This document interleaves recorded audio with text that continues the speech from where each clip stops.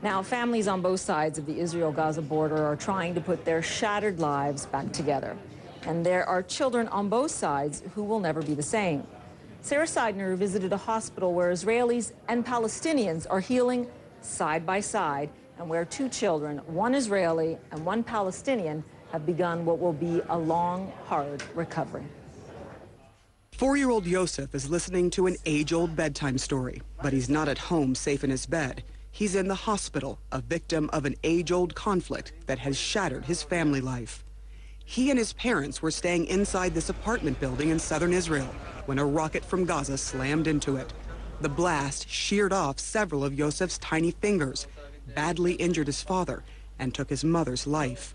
She was among the first to die on the Israel side of the border. He was saying, "My mother is not here.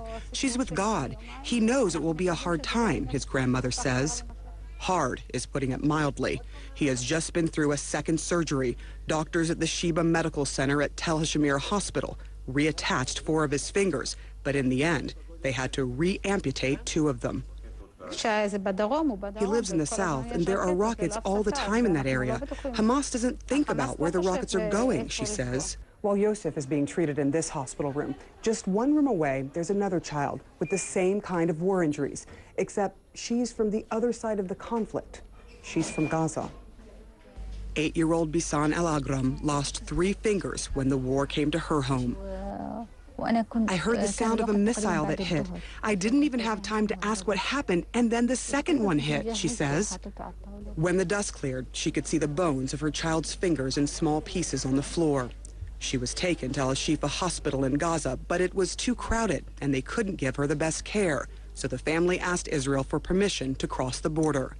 Initially, her mother was terrified at the prospect of people considered an enemy in their country putting their hands on her wounded daughter. It's a strange situation, and it's my first time entering Israel.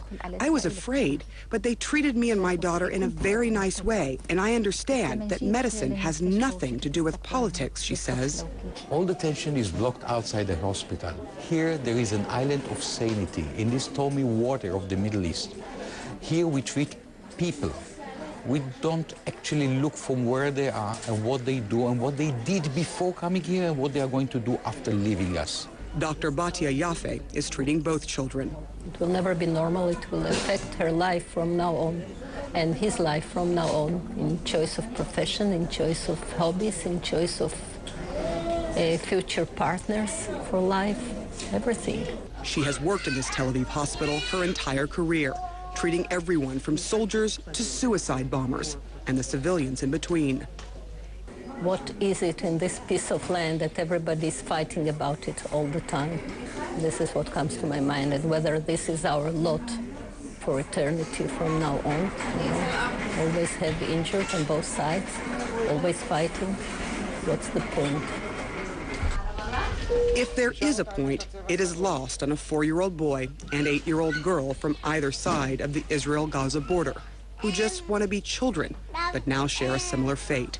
Their innocence interrupted by a war they had nothing to do with. Sarah Seidner, CNN, Tel Aviv. You're watching CNN Center. We'll be right back.